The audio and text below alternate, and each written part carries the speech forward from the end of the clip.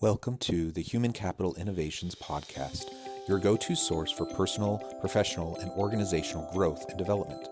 We hope you tune in often for all things people management, organizational development and change, organizational leadership, and social impact related. Maximize your personal and organizational potential with Human Capital Innovations Podcast.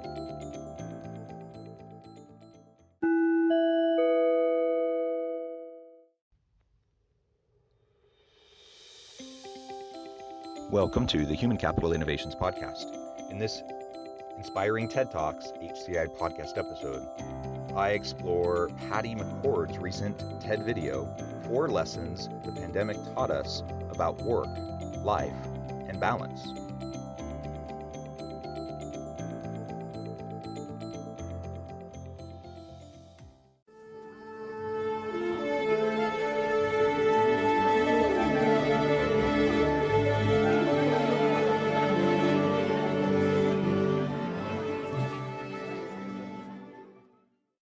Welcome back to the Human Capital Innovations Podcast. It's great to be with you again today for this Inspiring TED Talks HCI podcast episode. Today I'll be exploring Patty McCord's recent TED video, 4 Lessons the Pandemic Taught Us About Work, Life, and Balance. The COVID-19 pandemic changed the way we work for good. Can it also change it for the better? Consultant Patty McCord reviews 4 key insights employers and employees alike gleaned from their shift to working from home, and shares how companies can use what they learned in lockdown to creatively and innovatively rethink how we do business. Thanks for joining me, and I'll catch you on the flip side of this first clip.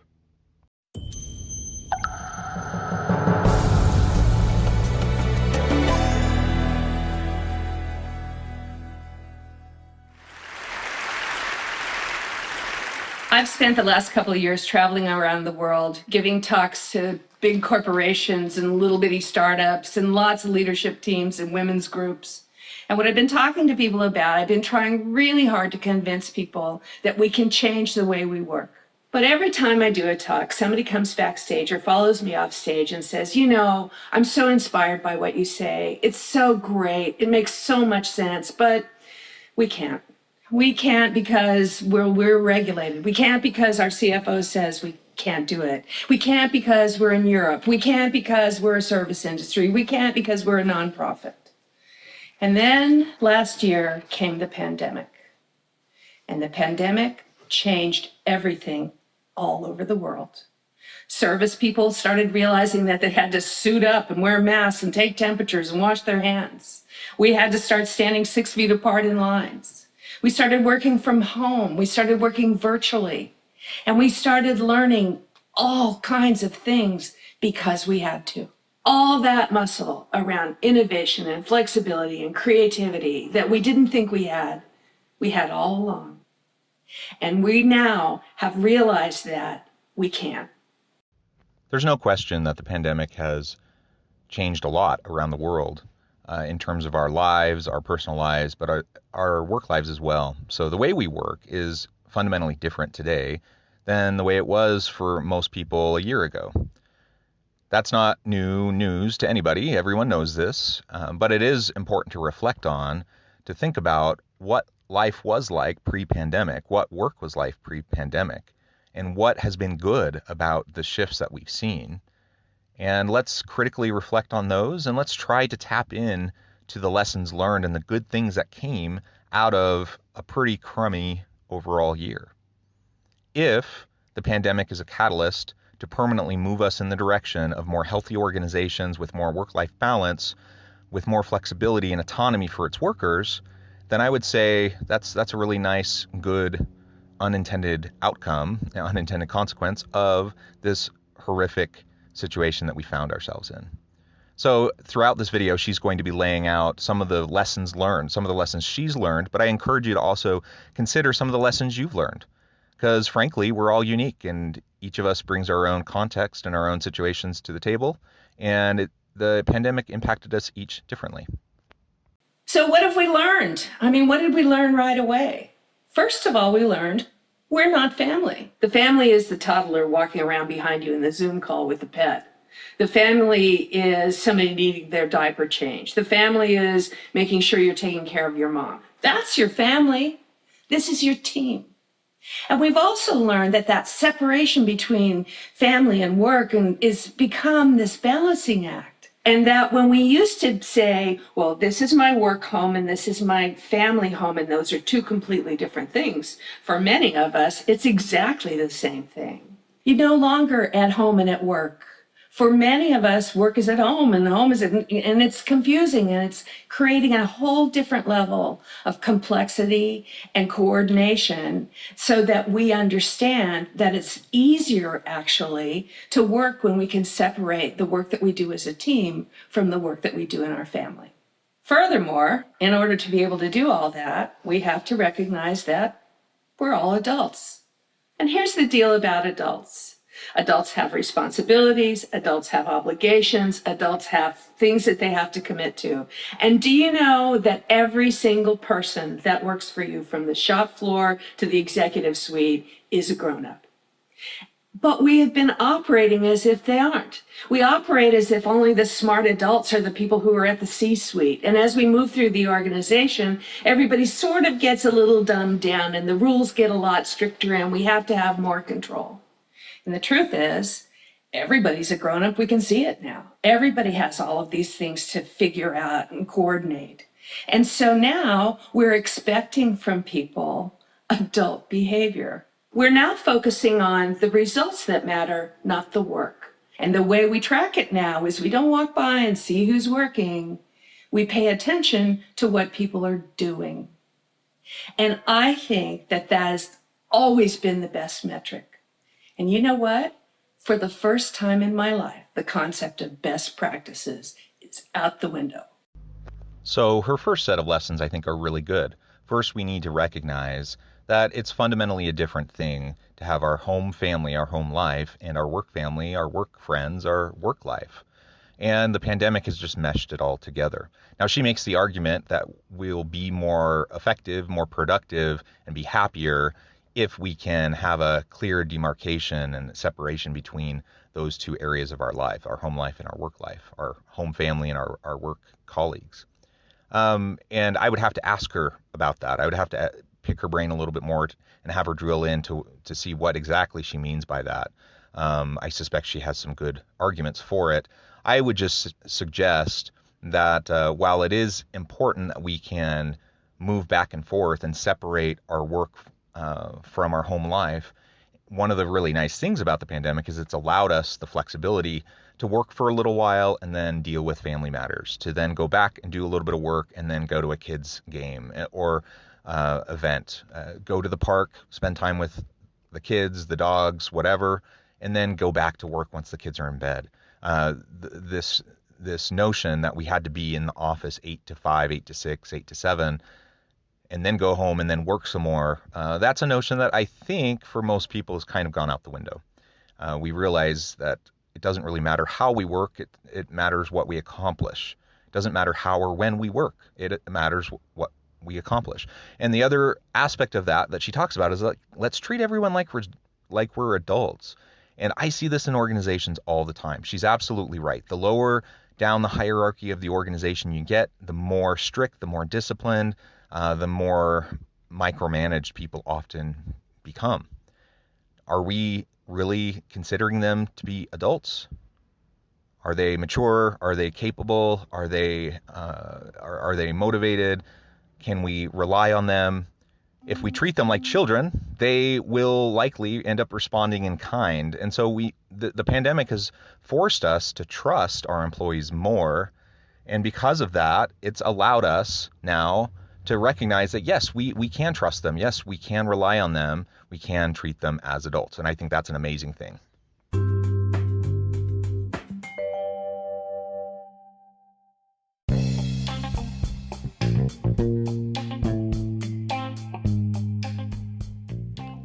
I'm excited to announce the publication of my new book from HCI Press, The Alchemy of Truly Remarkable Leadership: Ordinary, Everyday Actions That Produce Extraordinary Results. Consider how the nature of work has shifted over the past 50 years. With increased globalization, rapid technological advancement, and the shift in economic composition, the average job of today looks very different than the average job of 50 years ago. What will the jobs and organizations of tomorrow look like? Moreover, what does this all mean for organizational leaders? What are the core competencies and capabilities of organizations and their leadership that are prepared for continued disruption and geopolitical and socioeconomic shifts? Regardless of what the future holds, increasingly, leaders need to be socially minded, data-driven, decisive, champions of talent, and disruptors of the traditional notions of leadership, teams, organizations, and work. The alchemy of truly remarkable leadership will help you to explore your own leadership competencies and capabilities and consider ways to apply and implement them into your workplace and personal life.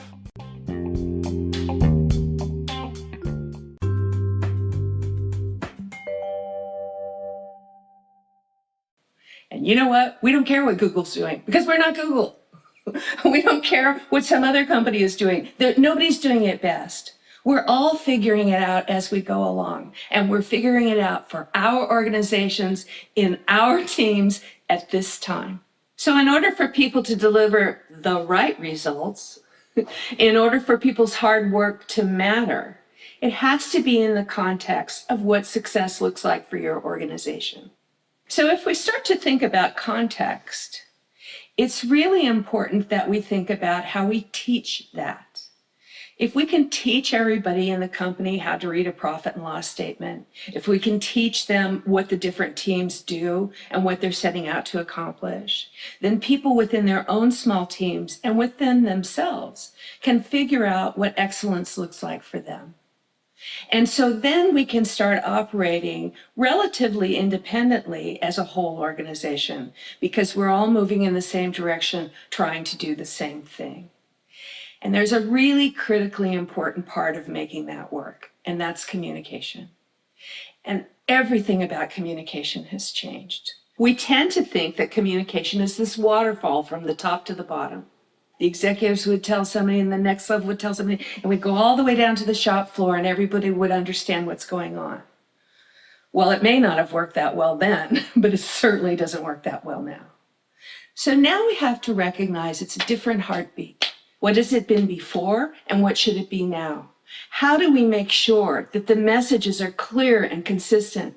Because that's how people operate. That's how those adults who get the freedom and the responsibility to produce great results operate best, is when they understand what they need to know in order to make the best decisions. So that communication, that skill around being a great communicator is something that each of us needs to get better at. One of the things we have to do is think about what the right discipline is for that. If you used to communicate to your team by walking by and asking how they're doing, or if they had heard something, you're going to have to schedule that now. It's going to have discipline. We've got to check in with the people on the shop floor to make sure they're hearing what they need to hear, because it's not going to automatically happen.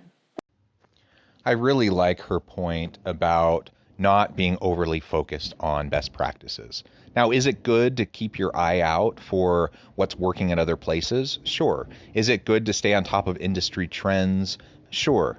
But to become over-reliant on best practices and the fads of what's happening in other places, I mean, you can just end up chasing your tail. Because the reality is every organization is different. Every organization is unique. Each team is unique. And so what works for one organization may not work exactly the same for you. You have your own culture. Even if your products and services, your customers are largely the same, you're in the same sector, you're still unique. You're still different. And so, yes, look around, scan the environment, learn from others who have had successes, but don't become overly reliant on this idea of best practices and we have to follow after what everyone else is doing. Plus, the other notion is, don't we want to innovate? And if all we're ever doing is lagging behind and waiting for other people to do cool stuff, and then we try to see what they're doing and then try to mimic it, we're not innovating in that situation. We're not trying to push the boundaries of our own thinking and understanding and how we can help our organization thrive.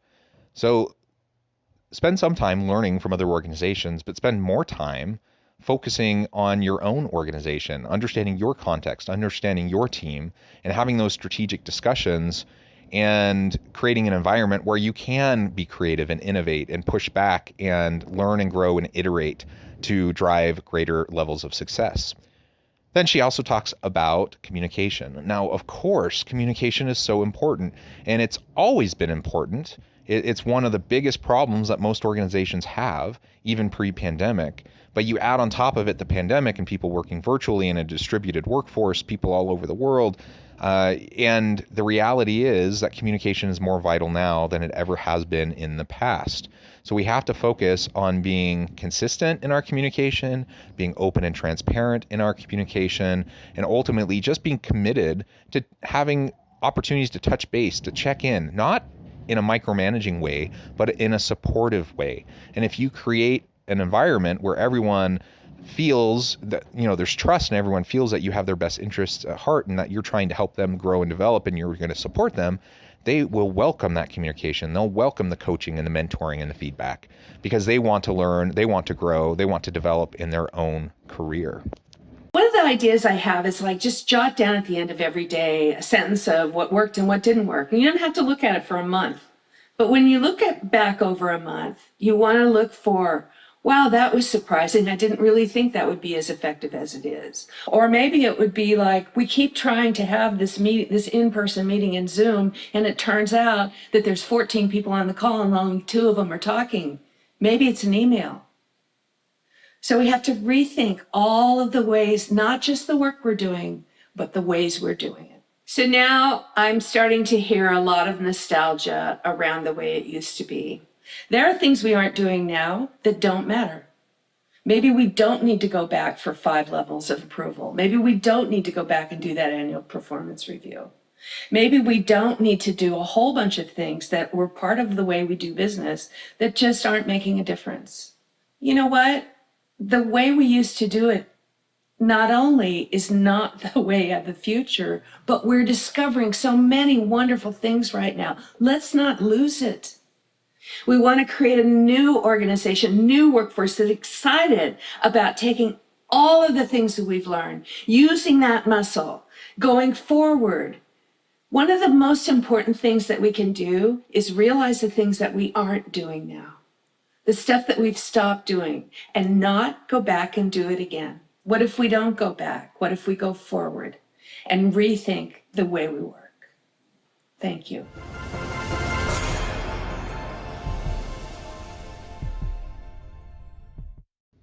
Yes, we need to rethink the way we work. There are all sorts of things that we did before that just don't matter. And over the course of this past year, this past 13 months, I think many of those have come into stark contrast with what we've been doing and what is actually necessary to be able to do our jobs well and to be supportive of our teams.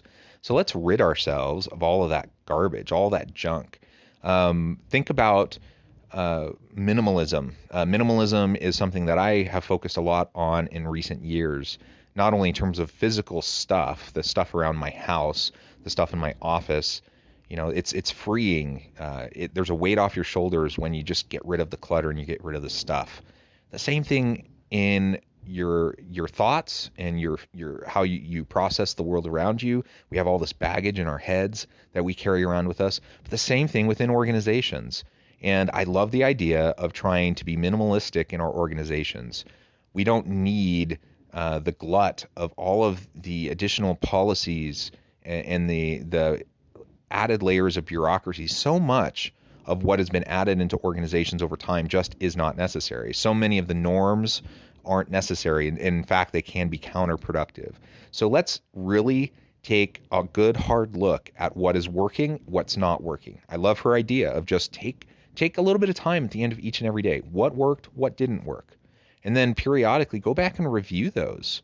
I think you'll be surprised by the insights that you find. And if everyone is doing that, and then you have team meetings where you can get together and really explore and talk about what is helping you perform your job better, what is helping you connect with the organization and its purpose better, what's helping you to connect with the customers and serve them better.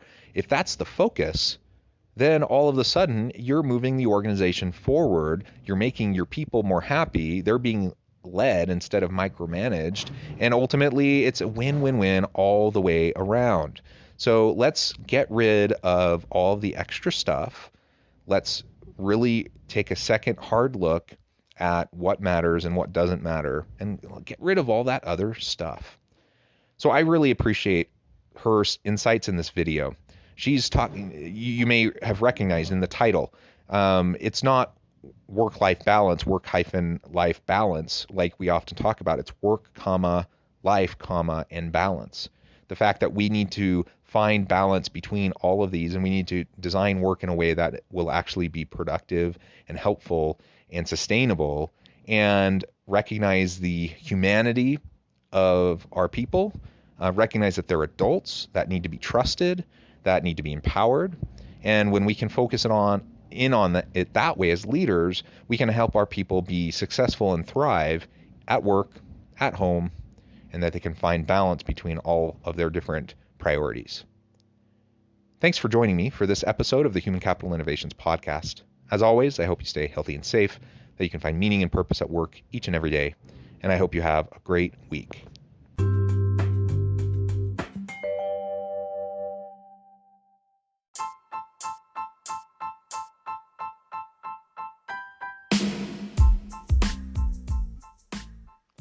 We are excited about the launch of HCI's new magazine, Human Capital Leadership. Human Capital Leadership is a free, interactive e-magazine designed to help individuals, leaders, and organizations find innovative approaches to maximize their human capital potential. We will be publishing issues quarterly in August, November, February, and May. Check out the first issue and let us know what you think.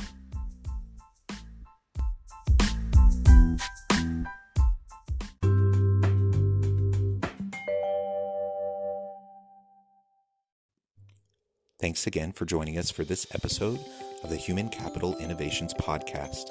I hope you stay healthy and safe and that you have a great week.